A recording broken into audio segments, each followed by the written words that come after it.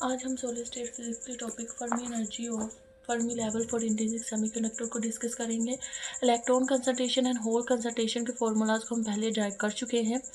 Electron concentration for intrinsic semiconductor is given as, electron concentration का formula हमारे पास आया था Ni is equal to NC into e की power minus EC minus EI over KT। यहाँ पर N क्या शो कर रहा है, effective density of electron at the edge of conduction band. C जो है वो कंडक्शन बैंड को शो करेगा। एंड होल कंसंट्रेशन का फॉर्मूला हमने ड्राइव किया था, उसकी वैल्यू हमारे पास आई थी Pi is equal to NV e की power minus EI minus EB over KT। N यहाँ पर क्या शो करेगा, effective density of holes at the edge of valence band. We यहाँ पर वैलेंस बैंड को शो कर रहा है। फर्मी एनर्जी जो है फाइंड करने के लिए हम इन दोनों को जो है कंपेयर कर लेंगे, इनकी वैल्यू को एक दूसरे के बराबर रख के देखते हैं। Ni की जगह पर हमने इसकी वैल्यू पुट कर दी जो कि हमारे पास है NC इंटू ई की power minus EC minus EI over KT। Pi की वैल्यू यहाँ पर पुट कर दी हमने NV ई की power minus EI minus EB over KT। यहाँ पर ये टर्म मल्टीप्लाई हो रही है तो दूसरी साइड पर जाके ये डिवाइड हो जाएगी।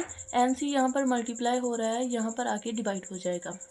ये टर्म नीचे है, डिवाइड हो रही है, माइनस में है इसकी पावर, जब इसे हम इसके साथ मल्टीप्लाई करेंगे ऊपर जाके ये पॉजिटिव बन जाएगी। ये टर्म हम वैसे ही लिख लेंगे। यहाँ पर बेस सेम है तो इनकी पावर्स को हम ऐड कर देंगे। ये माइनस जो है अंदर मल्टीप्लाई हो जाएगा इस माइनस के साथ और प्लस बन जाएगा।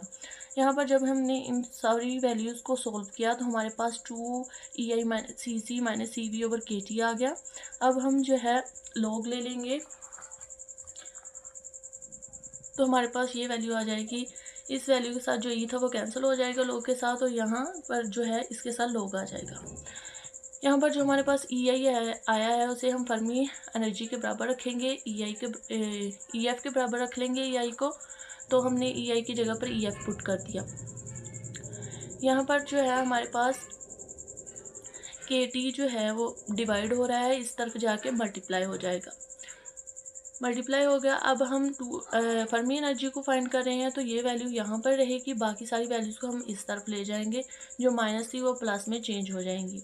यहाँ पर 2 मल्टीप्लाई हो रहा है, यहाँ पर आके डिवाइड हो जाएगा। अब हम NV और NC की वैल्यू को जो है वो यूज़ करेंगे। यहाँ पर NV और NC की जगह पर हमने MP ओवर MN जो है वो पुट कर दिया।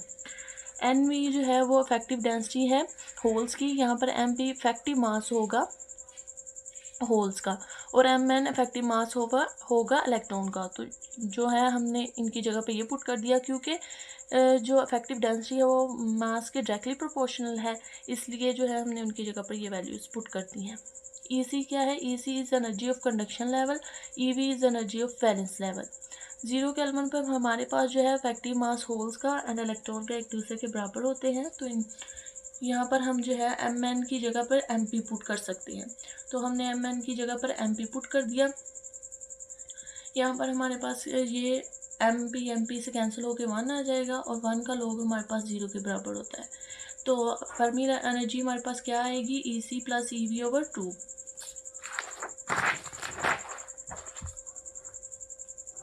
EF की वैल्यू आ गई EC प्लस EV ओवर 2 के।